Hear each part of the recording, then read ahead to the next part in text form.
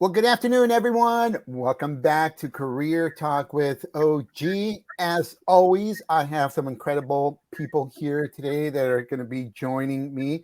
Um, Two really good friends, Bill Davis and Nancy DeVore.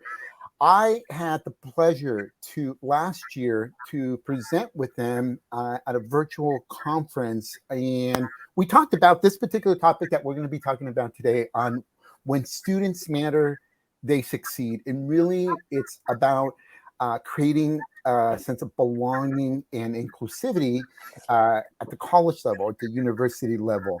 But let me, before let me introduce really quickly here these two incredible folks. So first off, Nancy DeVore, she is the associate faculty member at the Department of Behavioral Sciences at the University of Arizona Global Campus, and she is also a consumer experience consultant. And then we also have Bill Davis, who is the lead faculty associate professor, organizational studies, also at the University of Arizona Global Campus. So, Bill and Nancy, good afternoon. Welcome to Career Talk with OG. Thank you. Thank you, Oscar.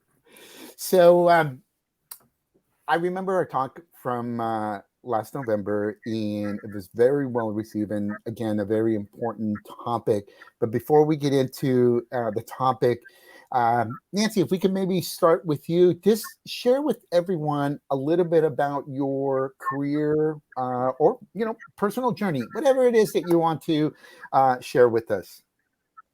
Well, thanks so much, Oscar. My career has been kind of all over the board, but there has been a common theme, common thread. I started out in creative with an art degree, followed by a design degree. I studied how to design products and make those products useful for people. I became so very interested in human behavior at that point because I wanted to understand, why do certain people like certain products more than others? That fascinated me way more than actually designing the product. And so I just left the R&D side of business and went into marketing to study consumer behavior and just understand the human component of how products are developed and used. And so that brought me into the realm of psychology. I went back to school and studied psychology. I now teach business psychology at the University of Arizona Global Campus, and that's where I met Bill and where I met you. So my enthusiasm for people is high. Oh my God. Yeah, that is, you know what? We're gonna have to talk a little bit more about what the work that you do, because I too am intrigued, Nancy, by what motivates people, right? What gets people to spend $1,000 or now $1,100 on an iPhone 14? When you can literally buy a phone maybe for like $100. Okay, and yeah. So thank you, Nancy. Thank you for sharing that. You bet. Bill, hello, my friend. Absolutely. Hello, Oscar. Hello, Nancy. Listen, I consider myself a pragmatic, and I have transferred. I've had two successful careers, one in the highly competitive beverage industry, and I spent a lot of time with the 7-Up company for 12 years. And then I've also spent over 30 years in the PepsiCo system in Chicago, Illinois, and different markets and so forth. But I've worked my way up from the bottom. And as I was doing that, I owned an independent distributorship at 19 years old, and I chipped away at education. And so doing that, I always use my education to improve myself at work and to help me impact more and be positive and so forth. So always was motivated by marketing and sales and seeing the process and progress. And that took me into the PepsiCo system. And then the next thing I was working in a lot of different markets and having a lot of fun, but I never, ever, ever gave up. I delayed it, had some stops and starts in my educational journey because of work, but I actually went back and finished at the same university that I started at in 1975, Lewis University in Romeoville, Illinois. And when I did, I went back in 93 and finished my BA business administration. And then I went on to St. Ambrose University and finished a graduate degree in organizational leadership. Mm-hmm. And I've gotten different certifications along the way, but I value education. I believe that people learn on the job, off the job, and through the job. Yes. And I have grown, and I've grown here with both you and Nancy. It was just an absolute pleasure, just a pleasure to work with both of you and collaborate in 2022. So this is just a great start for 2023. So thank you. Yes, yes. Yeah, thank you. Oh, I love both of, working with both of you. And you know, Bill, we met when I did the keynote for the school. I forgot when. I think it was back in May or June. Excuse me, time frame. I think it was in June time frame. And one of the things that an impression, a very positive impression that you left in me was, first of all, how engaged you were in my keynote that I did.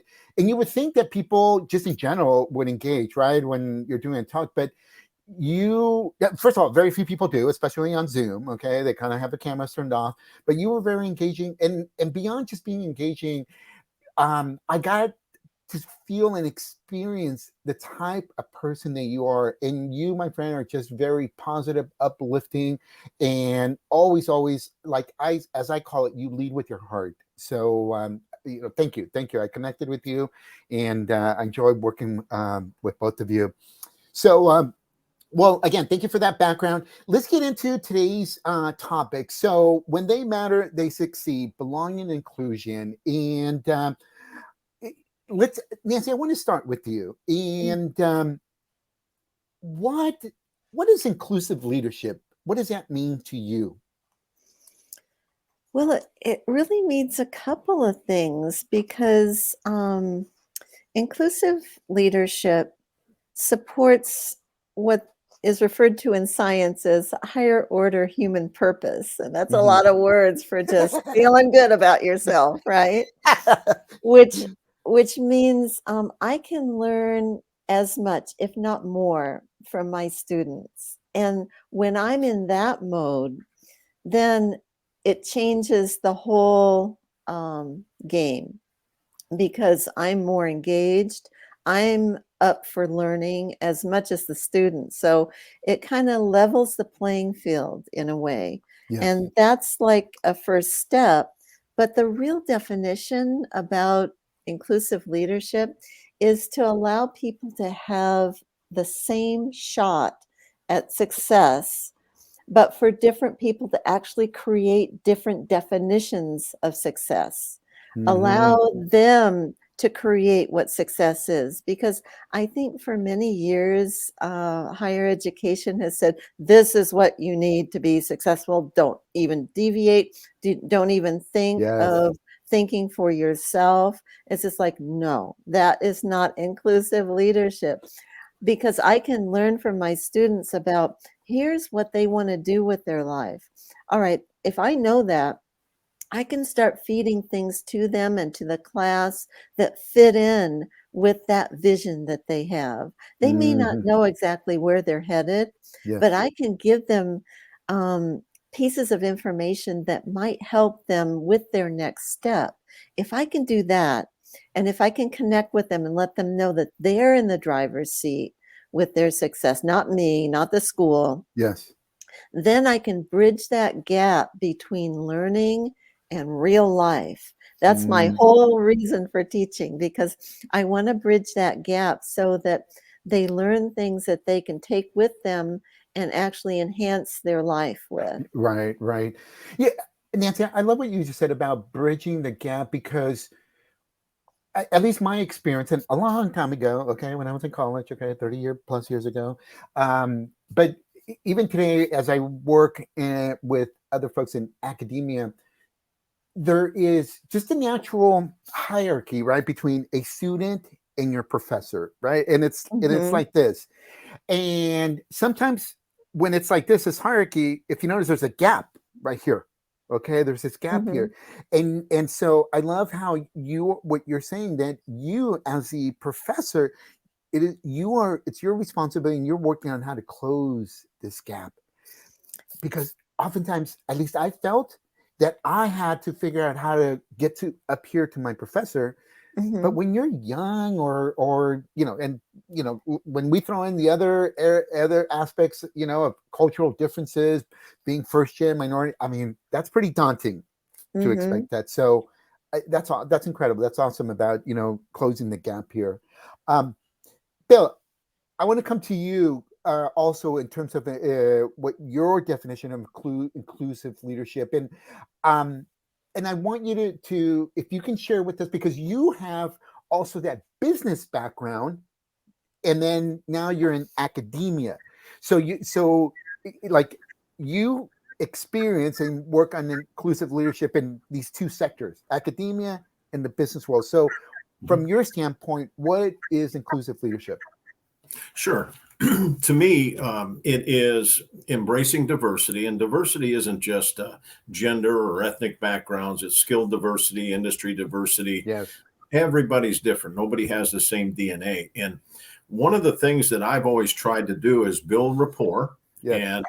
and lead with empathy and compassion. As I do that, I want people to see that I've got a real strong customer service and care background. And when I define caring, it's pretty simple. If you just look at the dictionary, it says showing concern and kindness, right? Yes. You want to let people know you're a partner in their educational journey, especially our students. And I did the same thing with customers. Even if there was a situation we had to correct, I always knew that if I did that with professionalism and did it at a real high level of quality and solved it, that I would build credibility. I would increase my reputation, our company's reputation. It's the same thing in academia. So what I always try to do is keep the attitude that the student is the most important person on campus, and without them, there's no need for the institution and there's no need for me. And so I look at myself as an agent. I embrace our vision, the UAGC vision: inspire, improve, empower, support, and get them through their learning continuum. So that's really what it's all about to me, is respect, mutual respect, showing respect, finding the middle. And I love how you talked about bridging those gaps, because when you're successful at that and you've got some wisdom, the seasoning to really help students. I mean, experience is good, but wisdom's even better. So the more you do something, the better you get at it. And that's why I respect you so much, because I can see you and Nancy, I can see your commitment. And the other thing I notice is your passion. So anyway, that's how I look at it. It's all about influencing and inspiring and improving and empowering and moving people through a learning continuum. Yes. Folks, I hope you caught what Bill said here. Something that resonated here with me is that it's obviously putting the student first, because we know that without the student's like the client, the customer, right? Without a customer or client, why are we in business? But also, Bill talked about connecting the mission of the university with the needs of the student here. That is very, very important, folks. Something that Bill said here. Nancy or Bill, this next question for either one of you, or maybe both of you here, but can you, at our talk that we did last November, I don't remember if it was you, Nancy, or you, Bill, but one of you talked about the 5 stages of diversity awareness. The 5 stages of diversity awareness. So I'm wondering if you can give us just quick high-level overview of what those 5 stages are. Either one of you.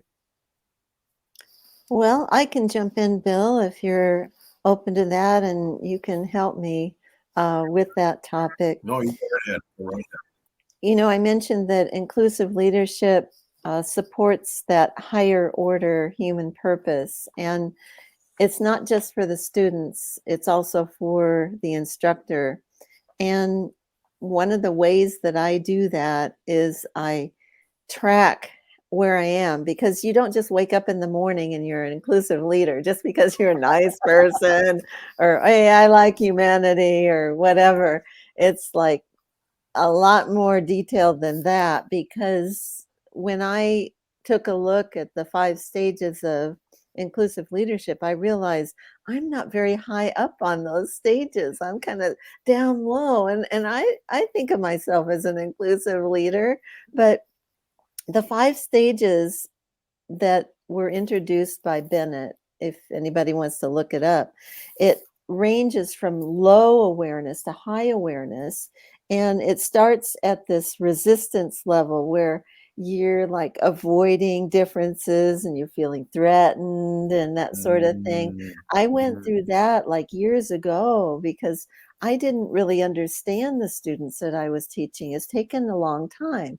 As I mentioned, I didn't wake up ready to be an inclusive leader. It took a while to understand it. But the second level is just minimizing those differences. Okay, I notice there's differences. I may be threatened by them, but oh well. Yeah. Culture is universal. And when you realize that, oh, we're not so different, that's part of the connection piece that helps to, bridge that gap we were talking about. Third level is acceptance. If you're curious and respectful, then, you realize that your culture is just one of many. It's kind of like looking out at the stars at night. There's a lot of them out there, right? Yes. Yes. And so then the fourth level is adaptation. That just means that you finally accept those differences. They're no longer remote to you or a threat, or you don't know what they are. It can change behavior and it starts to improve communication. As Bill was saying, if the student is number one, then if we have good communication and respect, a lot of miracles happen. Yes. Then at the top of the chain is integration. When you finally see that you have this multicultural view and inclusive thinking and behaviors are something that you actually start to adapt to. And I'm happy to say I'm actually at the top of that now. I have a lot more to learn. I have a lot more to learn, and I'm very open to learning more, but it's not something that I'm resisting or feeling scared about. It's like, hey, we're all here. We're all stars, if you will. Yes. Yeah. All right, folks, register for Nancy's next class. Okay, next then the summer and the fall. She's awesome. But okay, so let me review the 5 stages here that I heard you. So first stage is resistance.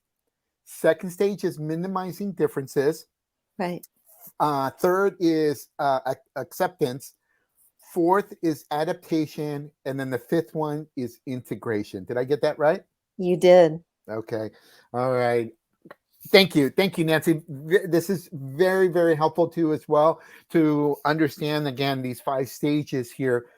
Bill, now coming back to you, pick any of these 5 stages, or knowing you probably have already added 7 more stages, because that's how incredible you are, my friend. Okay, so pick any of these 5 stages here. Can you give us an example of how academia, whether it's a professor, whether it's a dean or career counselor, what can someone in academia do to, again, really implement and really foster, whether it's that integration or overcome that resistance? Just any of these 5 stages. Could you give us an example? Absolutely. What I always try to do is be highly aware, self-aware, which is leading with EQ, emotional intelligence. And I'm conscious of that, to be socially aware, to be self-aware of my behaviors, to understand my emotions as because they drive your motivations, they increase your performance. So I look at it, I'm open to experience. I look to find that common ground, those values. Yeah. So when I'm first meeting a student, I can remember in the early days, as I started teaching, I've taught over 300 online courses now, and I've been very successful.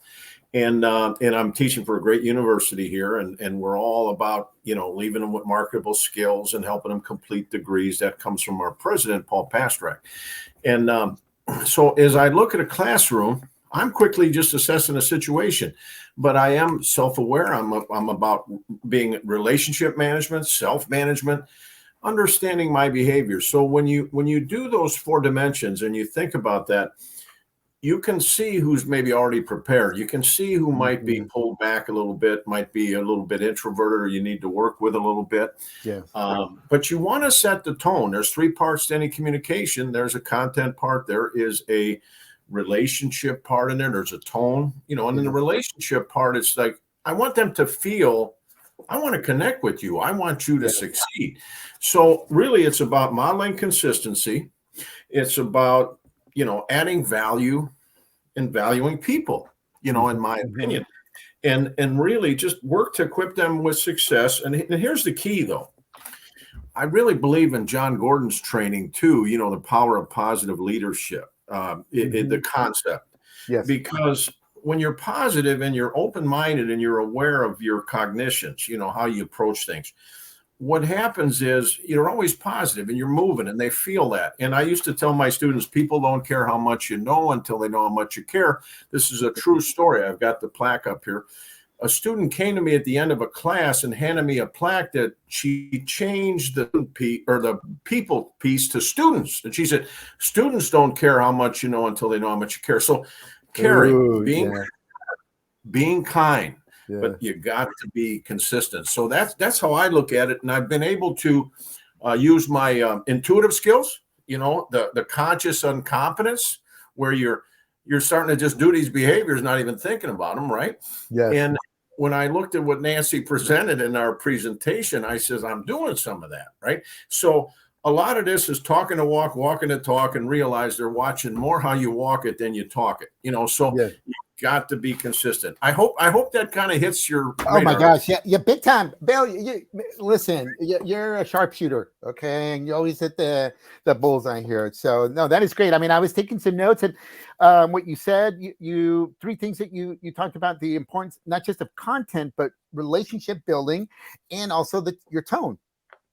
Your tone, right? And you elaborate further in terms of how you make people feel, et cetera, and so forth. And you remind me in terms of like when I do my trainings, the importance of from the very beginning setting the tone for my talk, and also sharing. In my case, I start off by sharing a little bit about my personal story and journey, because my goal is to be able to relate and connect with people. And so, here's the things that you mentioned is and Oscar, I just want to add one of the things that I connected to you with first impressions are lasting, bad ones last longer, right? You made a fantastic first impression on me in the Center for Women's Leadership at UAGC in Forbes. When you did that and you came in and you talked and then you acknowledged me from reading some of my articles and so forth, I said, he cares.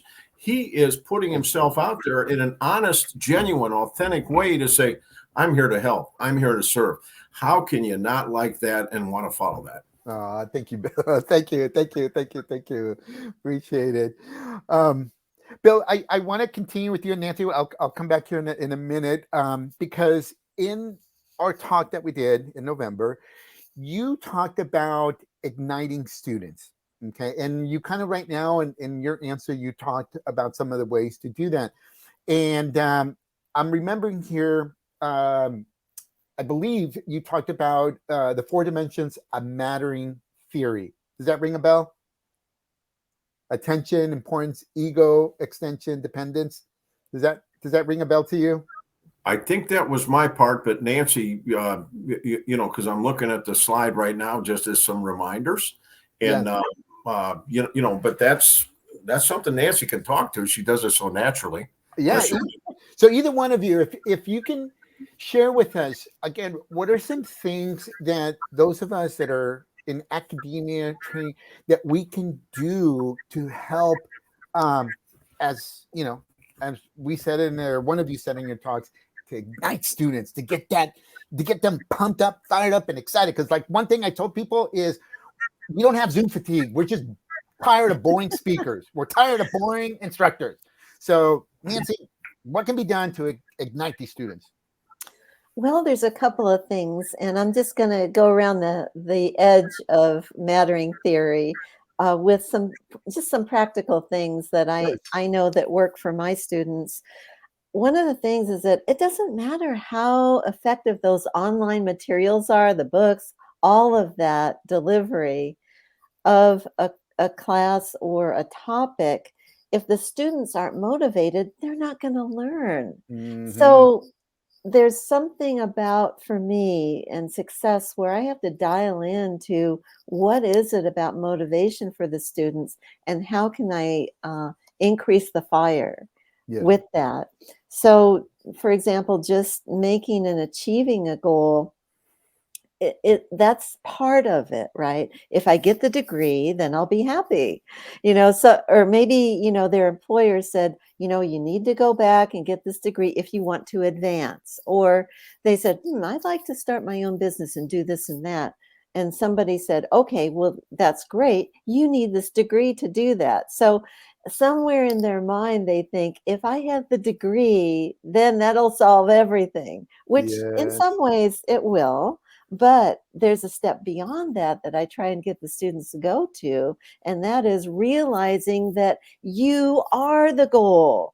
It's not something out there that you're going to achieve with a piece of paper, whatever, it is. And so then the degree is just the expected outcome of who you are. How powerful is that?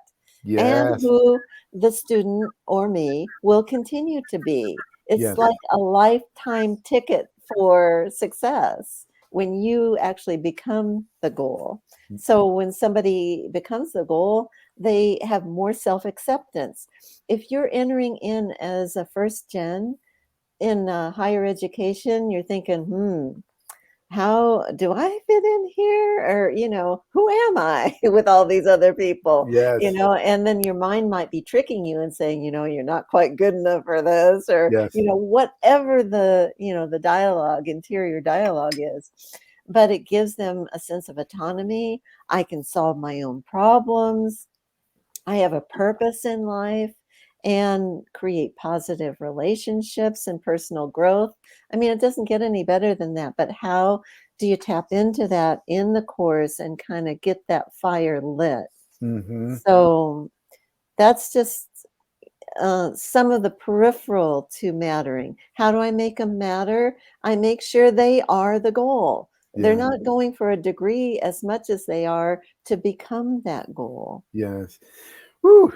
Brilliant, Nancy. I love it. You're reminding me of, so one of my favorite authors on leadership is John Maxwell.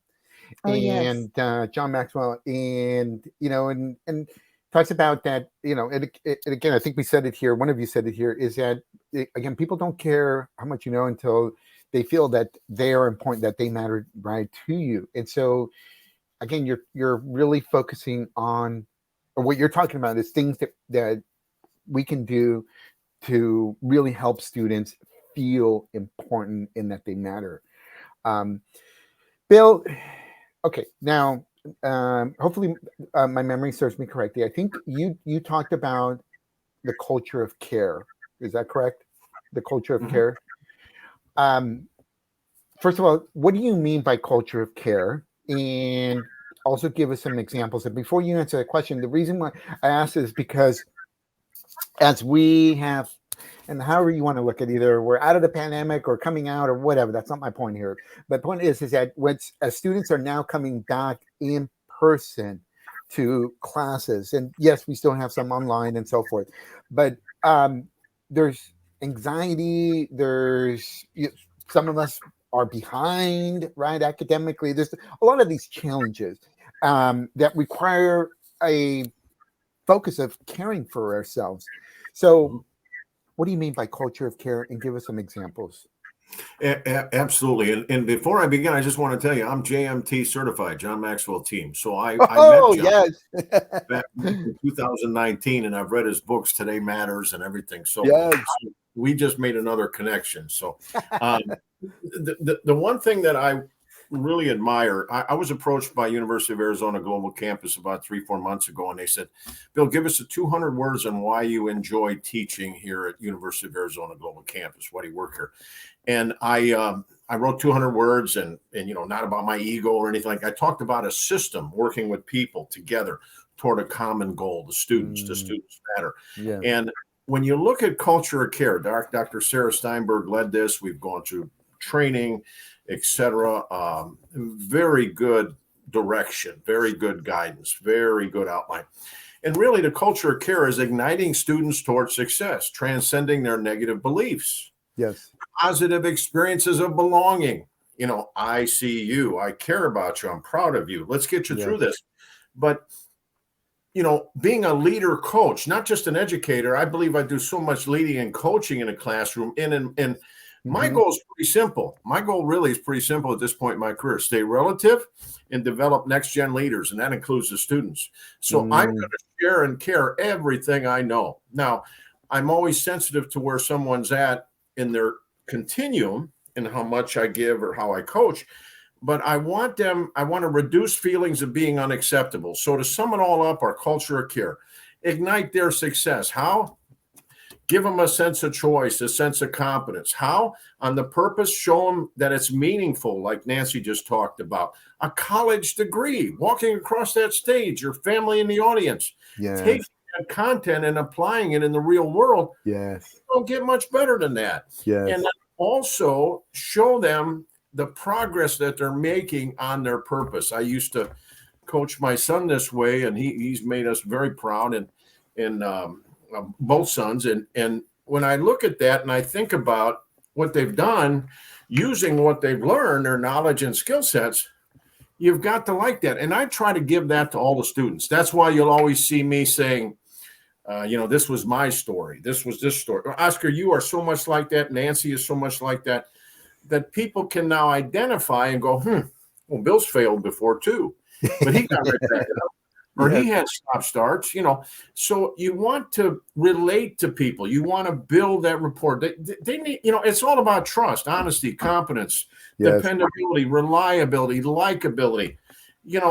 We exist for students. We exist for our peers, our colleagues. And like I put on that LinkedIn post on the UAGC site, it's about teamwork. It's about being resourceful and knowing our network and where to go to help a student succeed, and not just dumping them off, help making sure that through that whole transformation process, they know that we are there. So ignite the students, transcend their negative beliefs. And again, just to summarize, positive experiences, let them know they belong, they matter. And then reduce any feelings you see of unacceptability. Help them see. Be reading that wrong, but you got to be a leader coach to do that. Yeah. Woo. That's okay, folks. Those of you in academia, regardless of what position you're a leader coach here. Okay, remember that. Okay, this is coming from a student's perspective. We're a leader coach. Last question here before we wrap it up, because as I'm listening to you, both you, Nancy, and Bill, just share some incredible wisdom, knowledge, and also just experience here to help our students.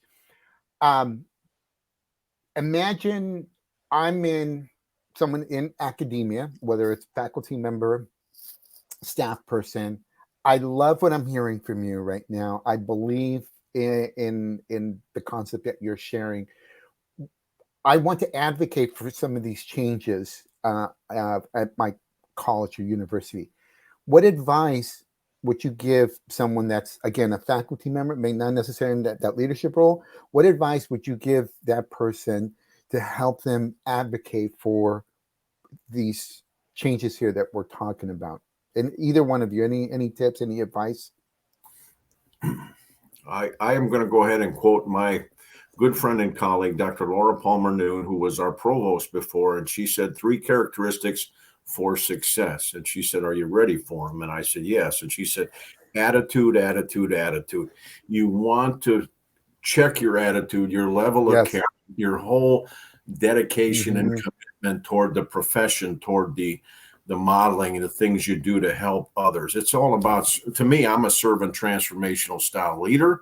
That's just my style. And I'm just here to help and serve. And, and that's been with me throughout my entire career. So that's why I exist, but know why you do what you do. And remember, you can do it. You can make a difference in a life. And, I always used to joke and say in my past business, we refreshed people, right? We gave you the beverages you liked, and you took, okay. Here we are helping people achieve so much more. It's so much more meaningful, and I have seen thousands of success stories at commencement, in the classroom. Matter of fact, I wrote about it. If you Google Bill Davis, Why Passion Matters to Adult Learners, you'll see a story I have of a student in there that was quiet, was in, not knowing if they could do it. And I made them feel they could do it and they were part of it. Next thing you know, 3 years later, she was walking across the stage getting her MBA, and her company made her to HRVP. Dreams and goals do come true. You just got to continue. Yes, they do. All right, folks. Bill keeps it easy. Okay, very simple. I mean, he just basically said the characteristics of success: AAA, attitude, attitude, attitude. All right, AAA here.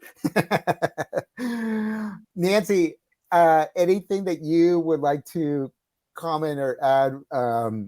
Again, if someone in academia, faculty member or staff person wants to advocate for implementing some of these tips, advice, changes that we're recommending, any recommendations, any tips? Well, I really love what you said, Bill. And even outside of our presentation today, you've given me so many tips about what it takes to embody change within a higher education organization. I would just, because I'm half instructor, half business consultant, I would put my business hat on too, not just a teacher hat. And I would think, okay, what is the mission statement of the school? Yeah. What is the composition of the students that you're teaching? Where are the gaps? Where are the problems? Yes. And then take a look. There's a lot published on it. Take a look at positive education, positivity in education. Mm-hmm. And that's a topic that, by the way, Bill and I are going to be presenting on and researching in 2023. So we'll have a lot more to share with you later on that. But if you want to get a jump start on how to create change, I would say look at the mission statement, look at the student body, what are their characteristics, what's their profile, where are the problems, look at positive psychology, overlay that to those. And you'll come up with some really good solutions that are very easy. They're not hard. Just small changes can make big differences. Right. Woo. Some good info here. Some good info here from both you, Nancy, and Bill. Bill, Nancy, thank you for being on Career Talk with OG. More importantly, thank you for your friendship. I look forward to collaborating with you in this year in 2023. I learn a lot from you. Quite frankly, I'm going to tell you, okay, one of the main reasons why I love collaborating with you is because I get to learn for free from you. That's an incredible wisdom. It goes two ways, though, Oscar. We learn from you. Thank you. No, thank you. Okay, last parting words. I'm going to give you the last say. Nancy, anything that you want to leave our viewers, our listeners with, any words of wisdom or anything? You know, you want to invite us over this weekend to watch the Niners, Dallas Cowboys, whatever. Okay. Yeah, I would love that. Well, just in closing, just remember, motivation is the key to student success. You can have the greatest class in the world, the greatest books, greatest teachers, all of that. If the student isn't motivated, they will not learn.